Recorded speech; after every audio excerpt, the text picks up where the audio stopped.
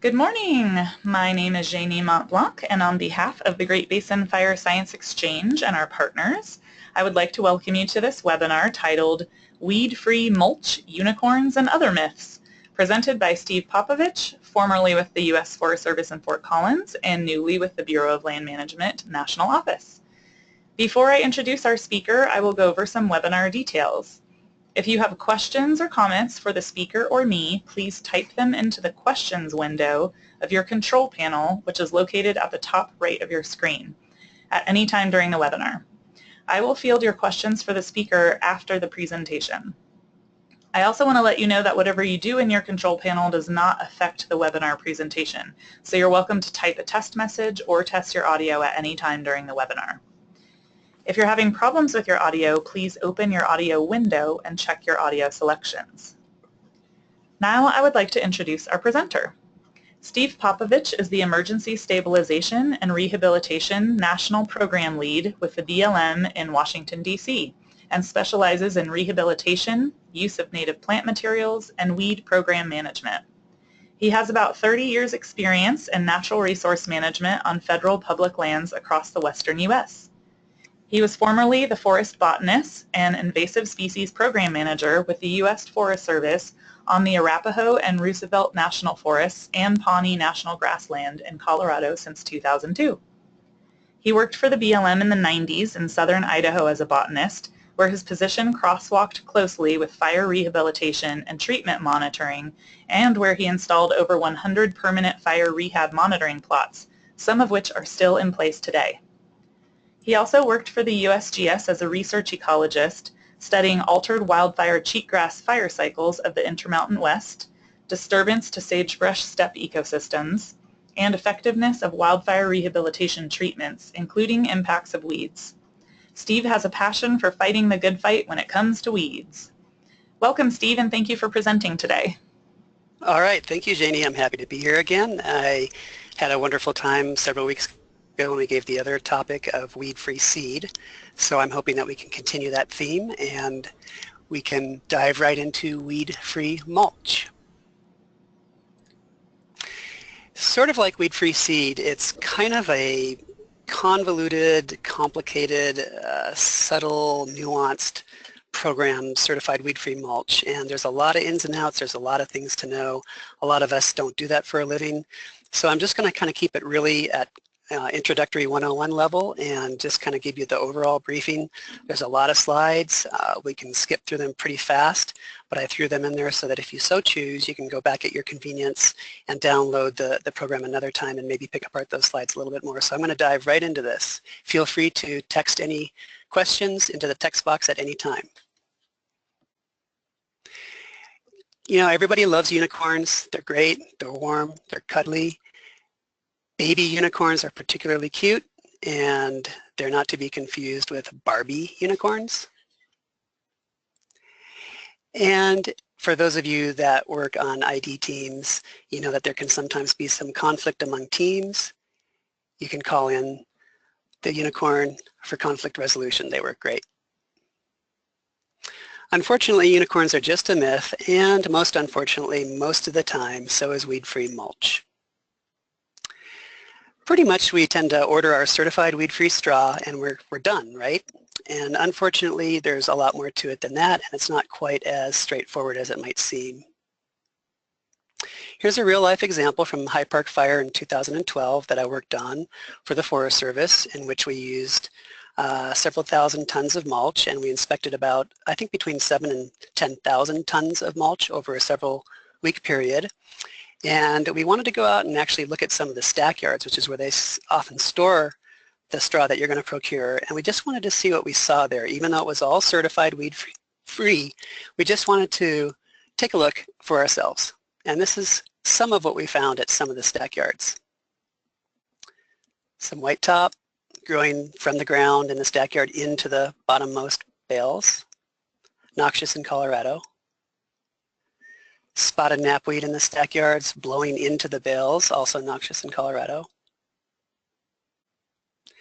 Kochia and Russian thistle, not noxious in Colorado, but pretty darn invasive and pretty undesirable, that had blown into the alleys between the bale rows. That picture right there, the middle is about 4 feet deep of kochia and Russian thistle. You could not even walk through it. We found a weedy mustard and alyssum that the state of Colorado may elect to add to the noxious weed list, and that brings up the concept of, well, if it's not on the list, we're good, right? We don't have to worry about it, and that's not necessarily the case. And then we see some mystery stuff. I don't know what that stuff is in that bale. And that was all certified weed-free, and you think, well, how can that be? I just saw a bunch of weeds, I saw some concerns. What's going on here? And this is how it can be. It's all about the lists that are used to define weed-freeness for certified forage programs. It's about the certification inspection procedures that are used, the degree of thoroughness, and it's about these lists perhaps meeting someone else's minimum standards, but they may not meet your weed concerns. So what is certified weed-free mulch or straw? It's a program that inspects straw before it's harvested to verify that there are no propagative plant parts of certain weeds. And propagative plant parts means seeds, rhizomes, stones, anything that can make more of that weed. And the bottom line is that these inspection standards are supposed to provide some assurance to people that there's some consistency in the inspection process and that some minimum weed-free standards have been met, and of course to limit the spread of noxious weeds. They're state programs, and most of the states have a sanctioned program, so-called, which means that they're enforceable and they're created by state legislator. They're oftentimes tied to a Weed-free Forage Act or a Weed Act or something similar. They have regulatory teeth. You can do something if the standards aren't met because the state has the legislative action behind it. It's usually under the Department of Agriculture. Some states, though, don't have an enforceable program under state statute. And for example, I think Arizona is still that way today. They come under like a crop improvement association. These programs are always voluntary. No one has to do them. You don't have to use them. We tend to want to use them, and more we're starting to put them into our contract specifications to say that we, let's say that mulch shall be certified weed-free. There is a program cost that is passed on to the producer. That the benefits of the program in the producer's eyes almost always outweigh the costs. The benefits being, of course, they have a niche commodity to say, hey, I have weed-free forage. Kind of an overview of the Weed-free Forage program is that basically qualified inspectors will inspect the fields shortly before harvest, usually within 10 days of harvest, because things change so quickly around harvest time. They'll inspect for a subset of weeds that they've determined at the state level. The key is subset of weeds. And if they don't find any, you receive a pass on an inspection certificate. Your stuff is thereby certified weed-free. And as a buyer, we have some confidence that the mulch does not contain those particular weeds. Not all weeds, but those particular weeds on that list for that program. There's a strong chain of custody, and those bales are usually twined with some unique color of twine or sometimes wire, especially if they're small bales, or the bales can be tagged bale by bale with special tags. Like for example in Utah, at least a few years ago, they used green tags. There must be at least one strand of that special twine, and it must be wrapped completely around the bale. And all these underlying words here are ways that people can cheat.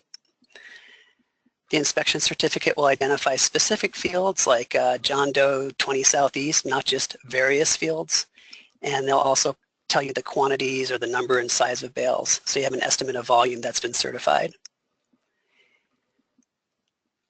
The certificates must be original. There are certain cases where unaltered facsimiles are acceptable. And when you want to move the bales around, you should always have a transit or phytosanitary certificate accompanying the inspection certificate for in-state travel or particularly for between-state travel. It's sometimes not necessary. It varies by state. Sometimes it is. But it's always a good idea to have that to tie that chain of custody through the process all the way to your staging area. Some of the constraints of chain of custody is that most producers play by the rules. It's a good program. They want to endorse it, but there's some unscrupulous ones out there. There's always ways to beat each step in the chain of custody. I'm not going to go into the many ways that people know how to do that. But that is one cause of weed passing through onto you, is sort of these cheating at these different stages of custody. If someone does sort of abuse this program, they can be prosecuted by the district attorneys, and they also are pretty much under some pretty good social pressure by their local county and surrounding ag community, because it makes everyone look bad. It leads to economic impact at the local area, because word gets out that they sold some sort of bad or dirty certified weed-free forage, and so no one wants to buy there anymore. And so the state takes that seriously because of that economic impact, and they do take the violation seriously, and they will prosecute, even though it's a voluntary program. The programs do differ quite a bit by state. Some states are more thorough than others. Some states have bigger lists than others. Some states inspect stack yards, some do not. Some inspect the field borders, some are more lax. Some remove the outer swaths of a field because there's more weeds in the outer perimeter of a field than in the interior. Some may not. Some will reject the entire field if one part of the field has weeds in it. Some won't reject the entire field. Some programs are not backed by state legislation, as we already talked about. So it's kind of all over the place, and it kind of depends. So what exactly, which species are inspected for? That's probably what a lot of you want to know. Give me the list. What is it exactly that I am buying? Well, the answer is it depends. That's where it's kind of convoluted.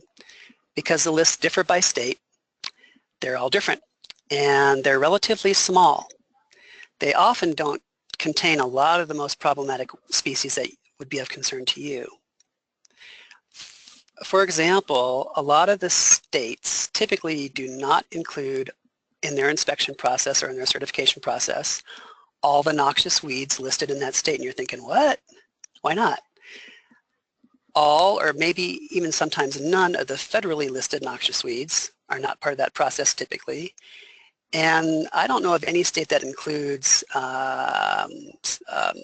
inspecting for the noxious weed seed. And if you guys recall from the other webinar, or if you're new to this, you may know that states have lists for noxious weeds and noxious weed seed. Those are two different lists. They're usually not the same list. And furthermore, each of those lists differs by state. So you can have up to 50 different lists, 100 different lists. It gets pretty, it grows quickly, and it warps your brain pretty quickly. So let's look at Colorado's program, just because I'm speaking to you today from Fort Collins, Colorado. So I just chose to pick on Colorado a little bit. Colorado actually does have an excellent program. I really do admire it. They have qualified inspectors who inspect the fields shortly before harvest. They inspect for the subset of weeds determined by Colorado. And you get a pass if they don't find any that are propagative, that can grow. They can be dead, they can be too young to grow and produce seed. They can be present, they just can't be able to spread once it's certified. Their twine is a blue and orange striped blend. It's a special twine that only they have. And then you have confidence that the mulch doesn't contain those particular weeds, unless of course they miss them, and that happens sometimes. You can't find all the weeds. So there's Colorado's list. It says a regional list of noxious weeds. Just sort of ignore the part about regional, but that's the list that Colorado certifies for when they go to look at the fields. And there's the list up close, 56 species. If it's not on that list, it's not assessed, period. It does not contain all Colorado noxious weeds, or all Colorado noxious weed seed, or federal noxious weeds. That's the list. So when you buy from Colorado, this is what it's certified to be weed-free of. Maybe that meets your needs, maybe it doesn't. One neat thing about the programs is that most states, if not all, offer real-time directories of certified weed-free providers or producers during the field season, during the time when you really need to be getting this stuff, quick turnaround time. You can get on site and log on and look at all those vendors, and it will show all the contact information, the quantities available, the county, the producer, but what it won't show is the asking price. You can kind of take this certified weed-free state level program to a higher level, sort of boost it up, and that's another program by a voluntary association called NAISMA. And there's a million different ways to say that acronym. North American Invasive Species Management Association. It used to be called NAWMA, and it has a North American weed-free forage program. So states or provinces can participate voluntarily in that if they so choose. It's sort of like in addition to the state programs, and it offers sort of continuity between the various provinces and states in the program. It assures uniformity across those areas. It assures continuity, and it assures that, hey, if you're a member of this program in Nevada and I want to buy from you and I'm in Utah and I'm also a member of this program, then we're kind of on the same base with the way things were certified in the field and using kind of the same lists. So it allows interstate acceptance more readily. So let's talk about that program a little bit. It does have higher standards than many of the state programs. And for the states to be recognized, they have to adhere to these standards. Unlike the state programs, however, there is no regulatory teeth. There's no state statute, there's no law, there's nothing like that. That is a little bit of a setback, but I haven't seen it be really a problem in my career. So to find out more about the NAISMA program, that's the website. It's a great site. It talks about the requirements, the participation relationship by the states, whether they are playing fully with NAISMA or sort of kind of or not at all. And it also has all the other state weed-free forage program websites on the NAISMA website, so you can get to all of them from there. So that's a great link to have. And their certification markings for NAISMA are certain approved tags, purple and yellow striped twine, which is different than the color of Colorado, and galvanized wire, usually for small bales. Some of the strengths of the NAISMA program are uniformity in the certification process and uniformity in the list, the NAISMA list across all the states. But what's really great about it is it must inspect for all state-listed noxious weeds in that certifying state of forage's origin.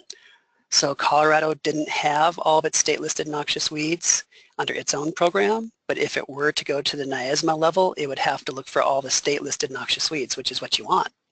More, looking for more weeds is better, right? It must also inspect for this additional NAISMA list that is a common list across all participating states where they've all said, you know what, we all agree, these are kind of the bad guys in our state and we recognize this across state lines. Let's all get together and say none of us want any of these species. They also must inspect storage areas or stack yards. Some states don't do that. And they also typically inspect within 10 days prior to cutting or harvesting, which is good. They must inspect the field borders, including the ditches and so on, and that's where you actually will find a lot of weeds. They must enter the field to a certain degree with a certain level of thoroughness, enter it a certain number of times, walk through it to a certain level of completeness. And it includes any weed seed or propagative plant parts. Some states might not always include particularly the seed, just under the state program. So if you order certified weed-free forage, basically straw, that meets NAISMA certification standards, or if your contract says it must be certified by NAISMA, these are the 53 species that they look for in addition to each state's noxious weed list. And I'm just going to give you a couple seconds to see these screens to get kind of a feel for this. They just recently revised this last year. And you might note some of them mean a lot to you and some of them you may not have concerns over, and you may not see some that you wish were on here.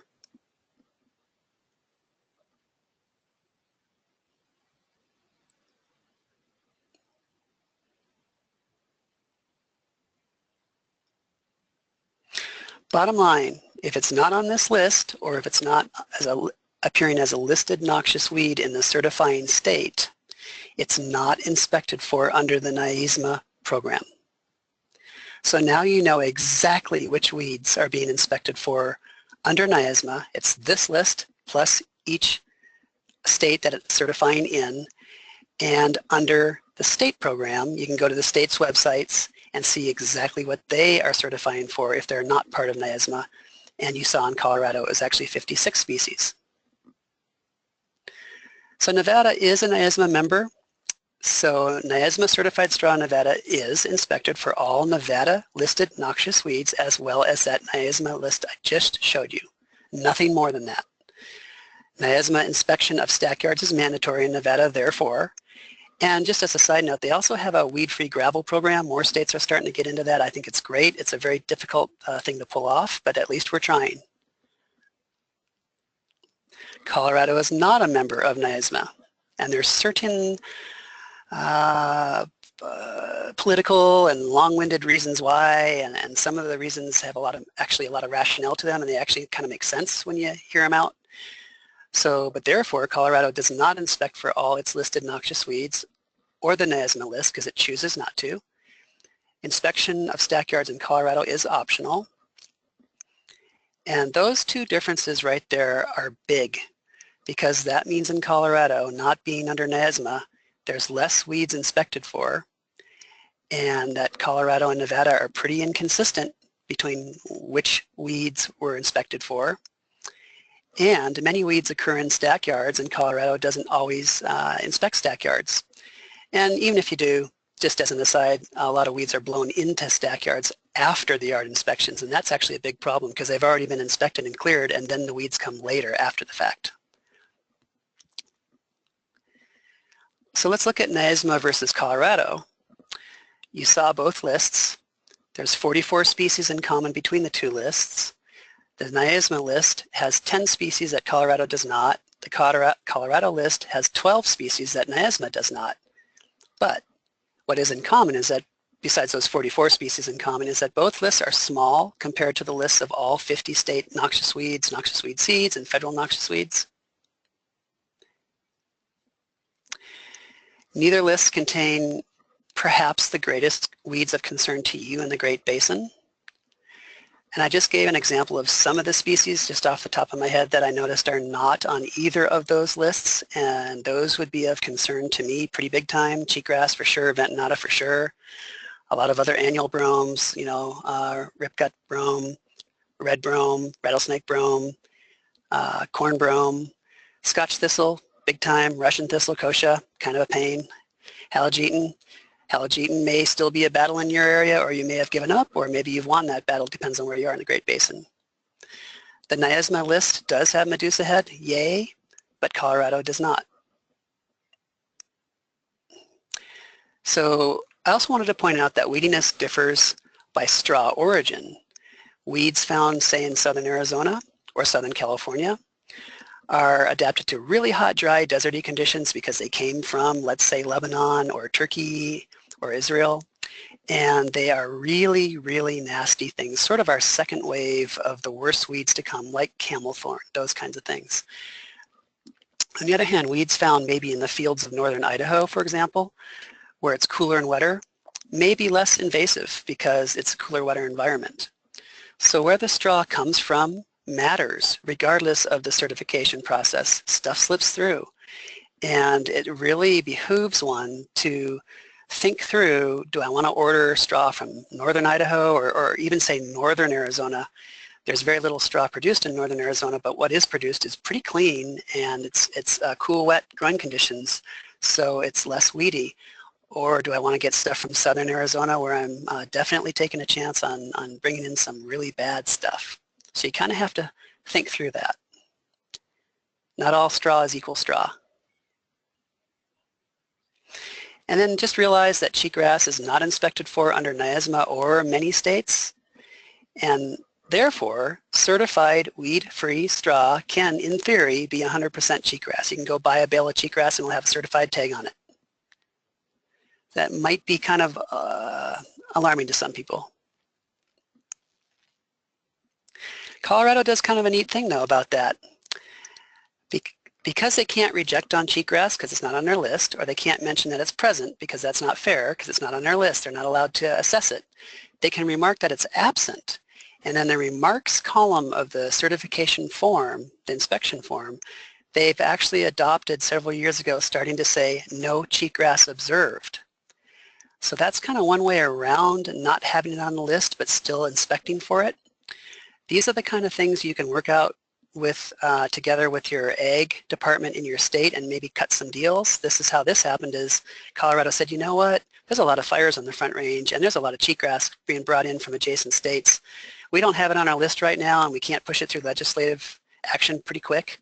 So let's just do this another way. Let's put it under the comment section and say no cheatgrass observed. And by default, if that comment section is blank, it means there is cheatgrass there. So the take-home message on kind of these lists and the programs are that certified weed-free mulch does contain weeds. It strives to be free only of that small subset of weeds that it assessed under that program. It's, I think, more accurate to think of certified weed-free mulch as certified reduced weed mulch, because that's truly what it is. It's reduced. I don't know if that verbiage will ever become formalized because that kind of turns the buyer off, and why would they pay a premium for something that still has weeds in it? And when they hear certified weed-free, they sort of think it truly is weed-free and they'll pay more. So why does all this matter? You know, my head hurts by now. That's a lot of lists. I just gave you a lot of information. Where were we going with this anyway? It's important because a few weed seeds or propagative plant parts can equal a lot of weeds, even seemingly insignificant amounts. So I'm just picking on cheatgrass because most of you are aware of that. Let's just say we mulch with straw containing 50 cheatgrass seeds per acre once we applied the straw on the acreage. And that can happen really easily to have 50 cheatgrass seeds per acre, no problem. We can have a lot more than that. Well, in an optimal cheatgrass year, you could have 13,000 seeds produced. And by the fall of the second year, you could have 3.1 million seeds of cheatgrass out there. And on a really good cheatgrass year, let's say it all germinated and all grew, game over.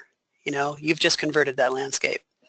And you're probably not going to get it back without a lot of work. So let's just kind of remind ourselves of what that looks like. So that's kind of game over for cheatgrass. A lot of you know that all too well, and I understand that. That's what we don't want to promote by letting forage contaminated with cheatgrass knowingly enter our lands.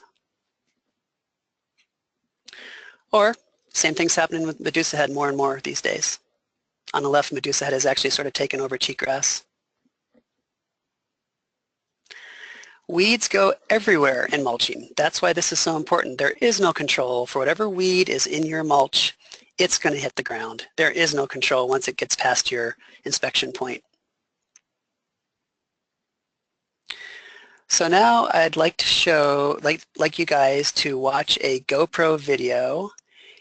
And the way to do that is to go to the chat box and click on the link, but don't do it quite yet. And Janie, I don't know how to get out of this. I think I do, yeah. Are you finding it okay?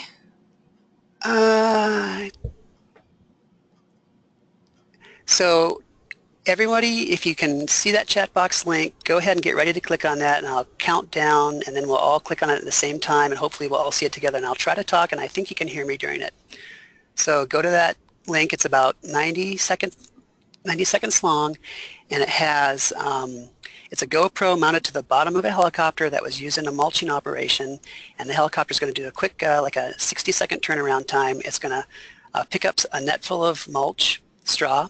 It's going to carry it across the landscape. It's going to drop it, and it's going to go back to the staging area for another quick pickup. But what I want to impress upon you is not only the scale of operation, you'll see all kinds of acres that have already been mulched, but look at all the rotor wash and the blow-by, and look at all the weed fragments and the straw fragments just going everywhere beyond anyone's control. And so that's why this stuff matters. So let's click on it in 3, 2, 1. Click on it.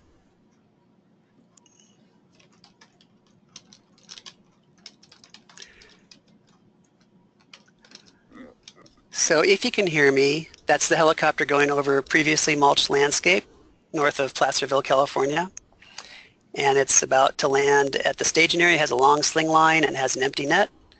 And that's the staging area with all the straw. And if this isn't quite matching or syncing with you, I apologize. We're trying something new here on this webinar system. So it's dropping that net, and it's going to pick up another net of straw that's already ready. I think these weighed, I can't remember, 1,000 pounds a net, maybe more. Look at all that rotor wash. So that's where weeds are going.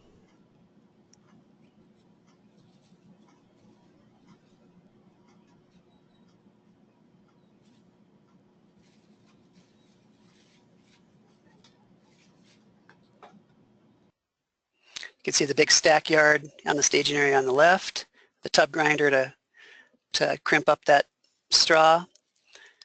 So now he's starting his fly out, and he's got a net of straw, which has who knows what kind of weeds in it, hopefully none.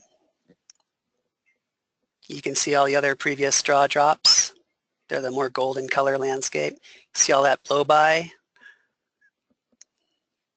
See all that stuff flying off that net? All those fine particles of straw. He's going to start his turnaround. And you'll kind of see with that sling length, that sling kind of will rotate around, and that's why the pilot has to be really good to sort of counterbalance how that sling will kind of rotate around like that. There's the drop. Stuff's going everywhere.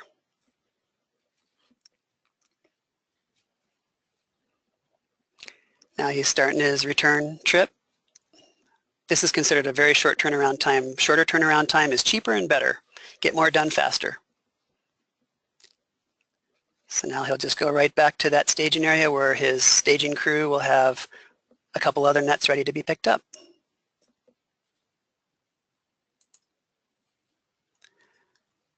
Okay.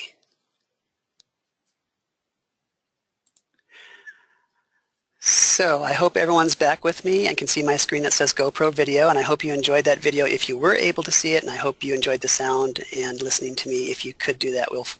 Maybe someone could type in if that actually worked. We've never tried this before. So that's why this stuff matters. Think about the ecological impacts a little bit. If you consider this example, you want to stabilize an area after a wildfire, you accept some straw that has a little bit of cheatgrass in it, you do achieve soil stability after the first couple growing seasons after mulching, but you come back later and the site's now dominated by that introduced cheatgrass that has outcompeted the native seed bank and the plants. So that cheatgrass itself no longer provides site soil stability. It sort of counters the goal for which the area was originally mulched. And you lost all these other important things like pollinator-friendly host plants and diversity and maybe some critical sage-grouse habitat that you were hoping to restore, and now it's got a lot of cheatgrass in it. So was the original goal achieved? Yes. And was the long-term cost outweighed by the short-term benefit? I would say maybe in this case, perhaps it has been outweighed by the short-term benefit, and you've kind of got a problem on your hands now. Well, how much weed is okay? So that kind of depends. That's where your art and science come into play. That's where it's up to you. But these are some of the factors that I use to gauge how much weed I'm kind of willing to accept in the straw. 0 should always be strived for, but it hardly ever happens.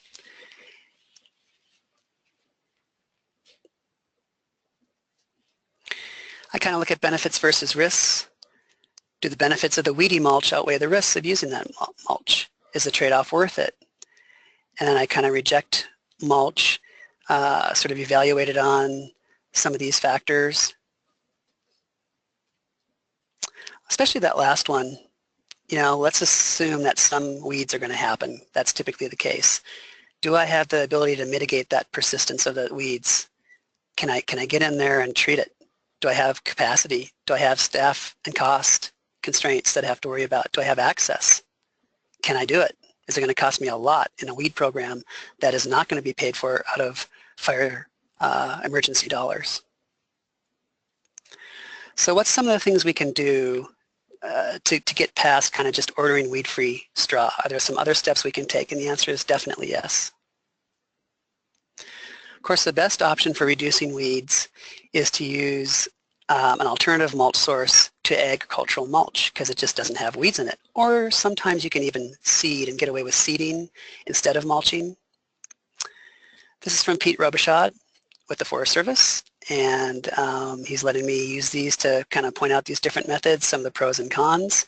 Seeding is one way to maybe accomplish what you were going to do with mulching. Sometimes it won't really work and won't meet your goals, but if it can, it's sometimes an option. Of course, the seed also has weed in it, as we know. Agricultural straw mulch is mostly what we use. It's by far the cheapest. It has weed concerns. But there's wood strand, or so-called wood straw, and there's wood shred. And those are a great alternative if you can afford them and if you have them available to you. Hauling cost is kind of prohibitive. They have to be close by. Wood strand is extremely expensive, and there has to be availability. Sometimes your long-term stewardship contracts will have a shredding station where it can be set up close to your rehabilitation area or your mulching area, and it works great. One of the problems is that the shred has a lot of percent fines in it. It's hard to control that, and it's really hard to control the moisture weight or moisture content of the shred, and if that jumps up and down and all around, the helicopter pilots definitely do not like that at all. You can hydromulch. I've seen hydromulch aerially done, and it does work. It does have its own pros and cons. And here's some range of treatment costs for these different alternatives. Here's some actual costs from various Forest Service burned area emergency response actions. You can see that the aerial wood shred mulching, that third line down, $1,800 an acre. You can see how much more expensive that is than all the other basic ag straw mulching. So it can be cost prohibitive. If you are using ag mulch, and that's the way you're going to go, which is pretty much what we do, then it'd be great if we could start doing mulch inspections ourselves to some degree and not rely solely on the contractor. It is difficult and it is inefficient, but it's still a much needed step. Some of the challenges of inspecting are as follows, especially the last one, untrained inspectors. We just don't have the capacity, we don't have the knowledge, people don't do that for a living. You comprise your assessment team or your implementation team, and they don't really know all the weeds, and they've never inspected straw, or maybe there's some people that have done this quite a bit, and you'd be lucky enough to get them on the team and they can help you out, but they might not know the weeds of concern to you, they might not know things that are important for your particular assignment. Chains of custody can be abused. We've talked about that a little bit. There's no standardized forms or consistent paperwork that we've adopted as any of our agencies. There is some black twine. The state of California doesn't have a NAISMA twine, isn't part of NAISMA, at least at this time it wasn't. But one vendor was optionally saying, I'm going to use black twine, and I'm just telling you that that means it's certified weed-free to the state standard. We got to know that vendor, he was honest, it was true, and we could start to look at that black twine, and that was really a neat extra option that he invested in to help sell his product, and we bought it partly because of that. Inspections do often fail to detect the weeds. It's not for a lack of trying. I often reject like 8 to 10% of clean straw and up to 100% of the really dirty straw, whole trucks turning around, going back. 8% rejection can mean many tons and many bales. Stack yards can be tricky to inspect. There's a whole art to that, and it can be kind of dangerous. I actually have a job hazard analysis for anyone who wants one on how to do straw inspections for trucks or stack yards or bales, and I'd be happy to send it to you. Just let me know. There's a lot to look at. One of the ways you can minimize weeds is by that pole barn there. You know, it's enclosed except for one side. Being enclosed is a lot better than being in the open, just because less things will blow into it. Thing is, you can only inspect that one wall. That's it. You can't see anything behind that. Unexpected things happen. This is a salal in San Luis Valley. There were like 50-mile-an-hour winds for like an hour, and the stuff was clean when we started, and when we got back out of the truck after the salal, there was kochia and all kinds of stuff everywhere that had blown into the sides of those bales, and we didn't even want the bales anymore. We didn't say no, because it's very hard to say, hey, the wind blew and now there's bad stuff and so now we don't want it anymore. You can do that, but it's a little hard. When it comes to weeds, the devil really is in the details. It's the small stuff which conflicts with the coarseness, the scale of your operations oftentimes, and oftentimes with your urgency.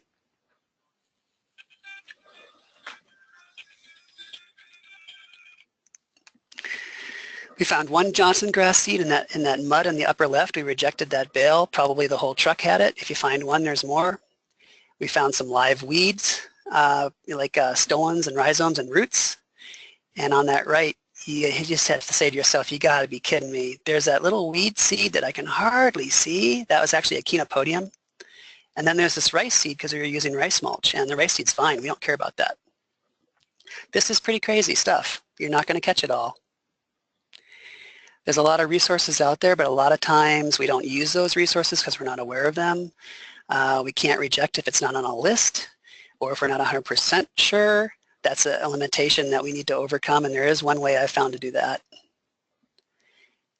You know, now do all this really quick, right?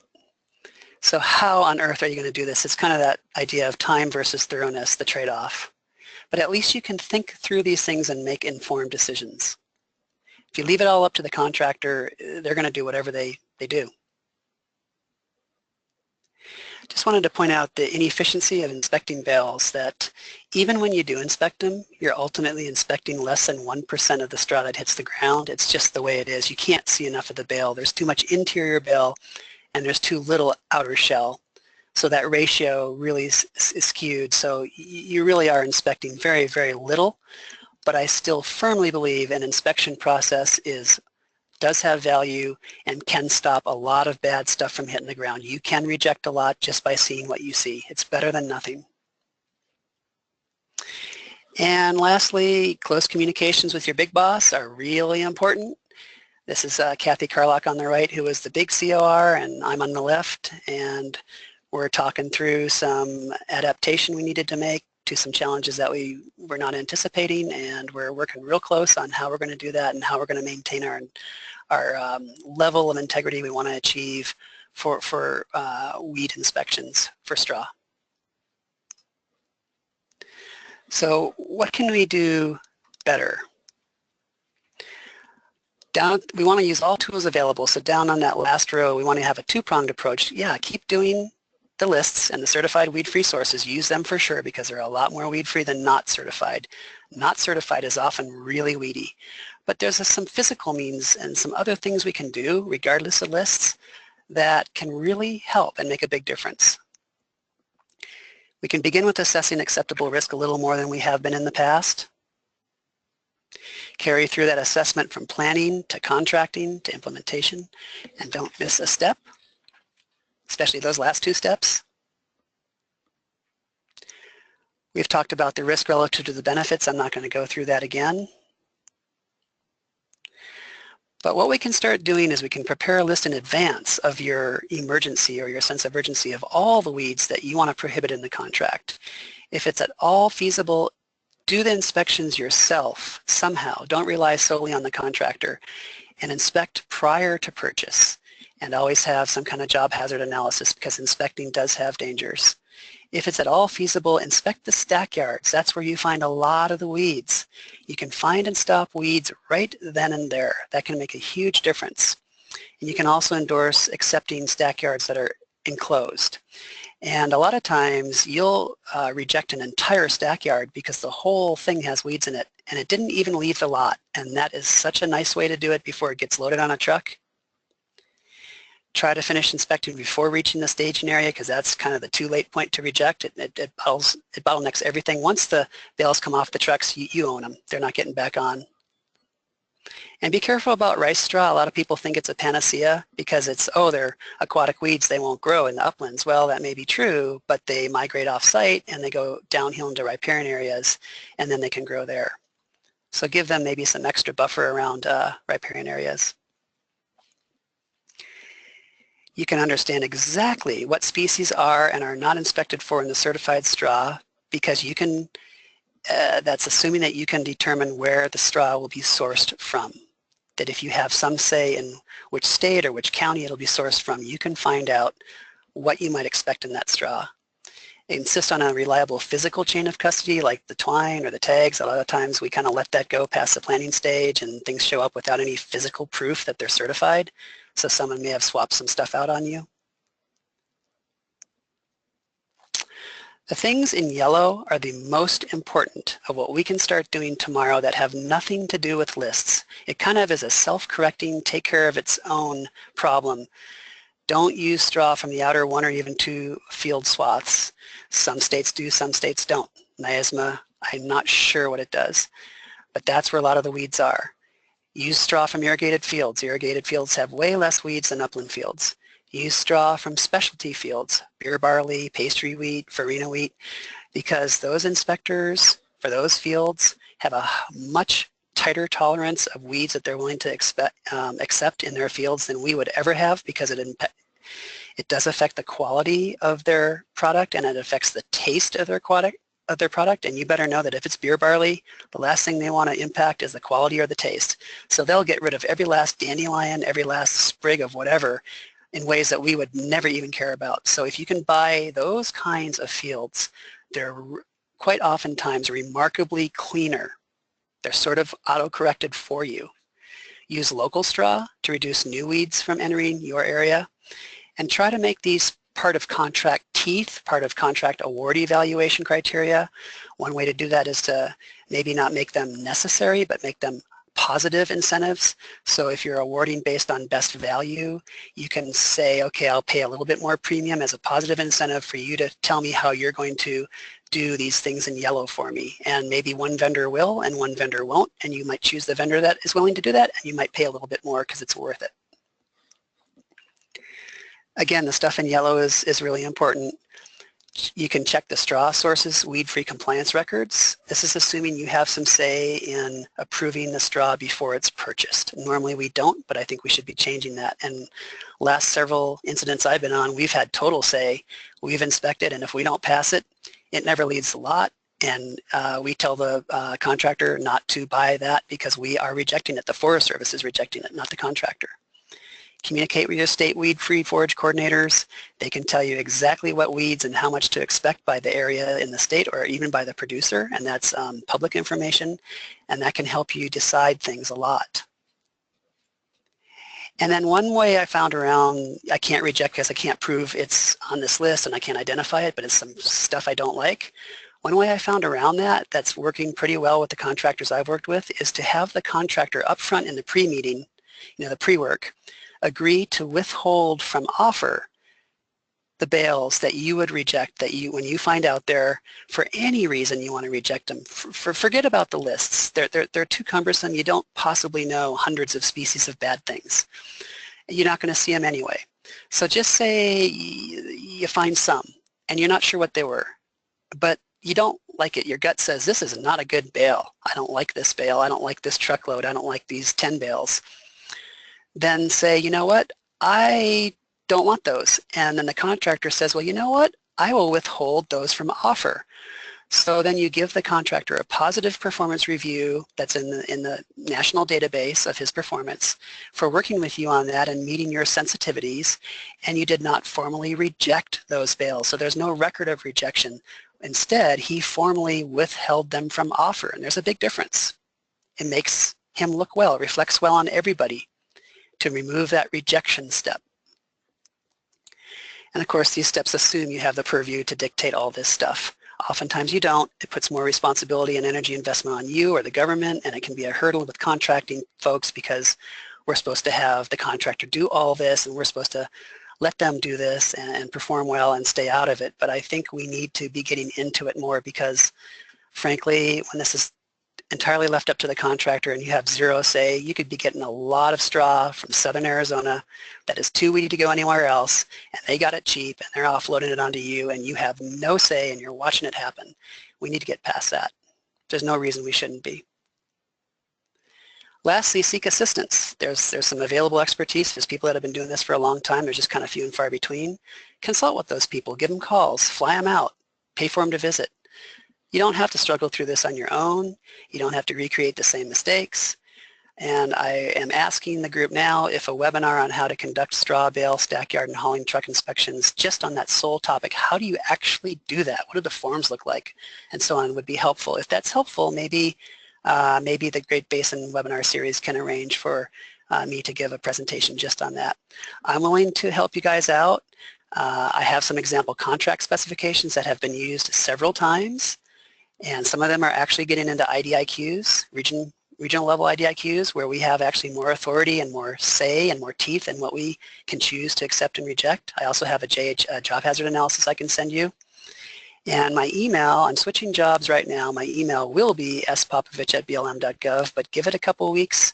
In the meantime, if there's a pressing question that you'd like me to work with you on, I'm happy to do that. You can call me at my cell phone. Janie has that number. You can get a hold of Janie. She'll be happy to give you my cell phone number, and then I'd be happy to entertain your questions. Take-home messages. Certified weed-free ag mulch contains weeds. It's better thought of as certified reduced weed.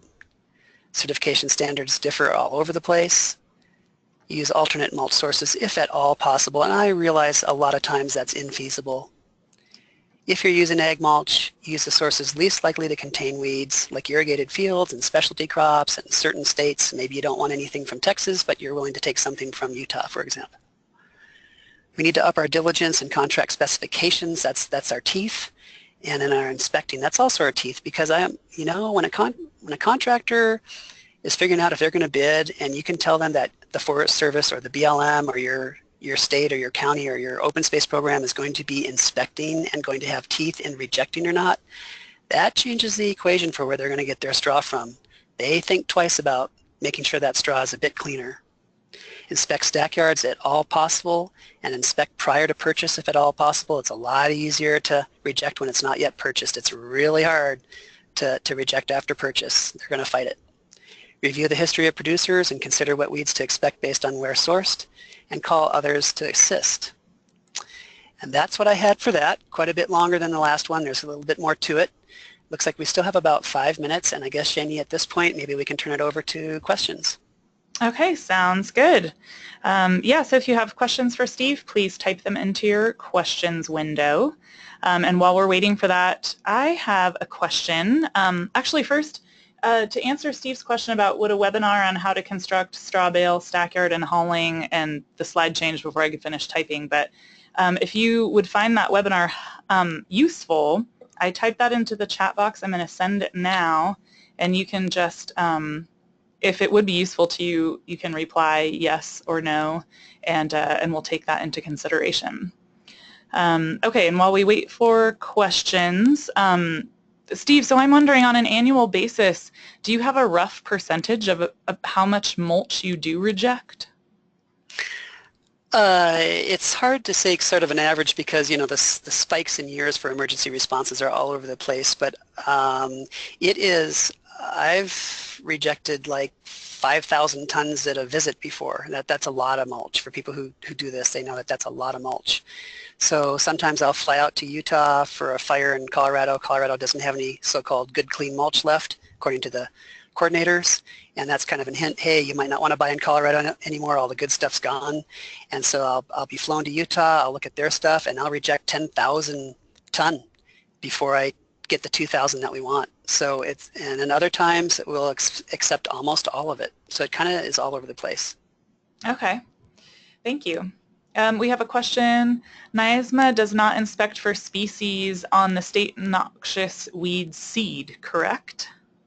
That is correct. Okay, thank you.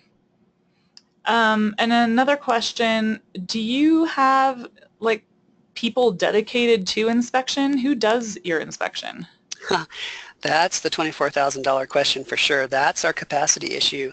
Most agencies don't have dedicated A teams or whatever that can run around and go do these inspections. So the inspections usually end up being put in the purview of somebody on the implementation team. They're usually a local person.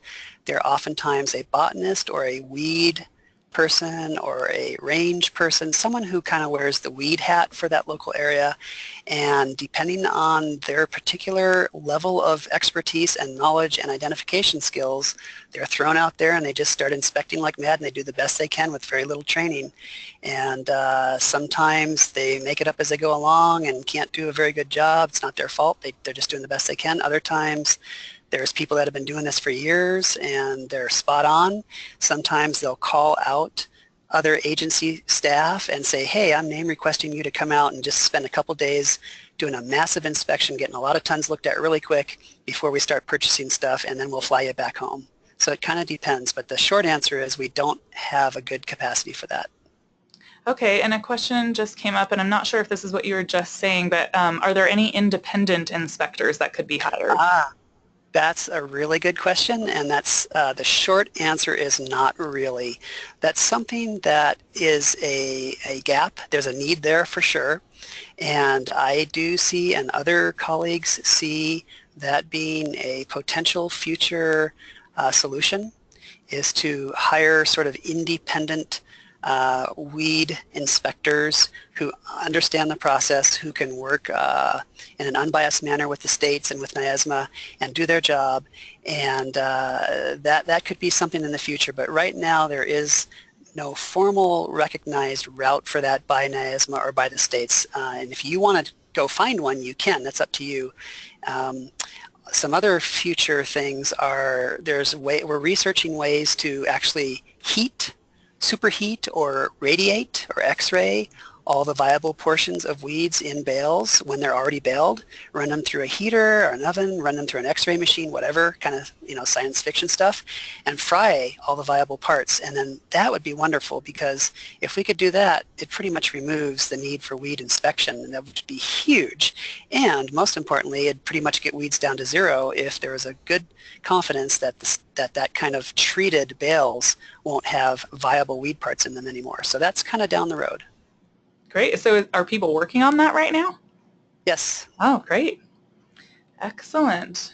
Okay, well, that looks like the last question, but we got a lot of positive feedback about the webinar on how to inspect straw, bale, stackyards, and hulling. So we'll have to get together after this webinar and plan that one. Oh, that'd be great. Yeah, it could be really useful. Great. All right, well, thank you all for your participation. We would greatly appreciate it if you would take our 3-question survey that will appear after the webinar has ended. I will post the recording of this webinar on our Great Basin Fire Science YouTube channel this afternoon, and the link will be automatically sent to you through the GoToWebinar system tomorrow. Also, just to let you know, I hope everyone, oh, and Steve, just so you know too, it sounds like people could see your video through the webinar, but couldn't hear it. So, oh, bummer.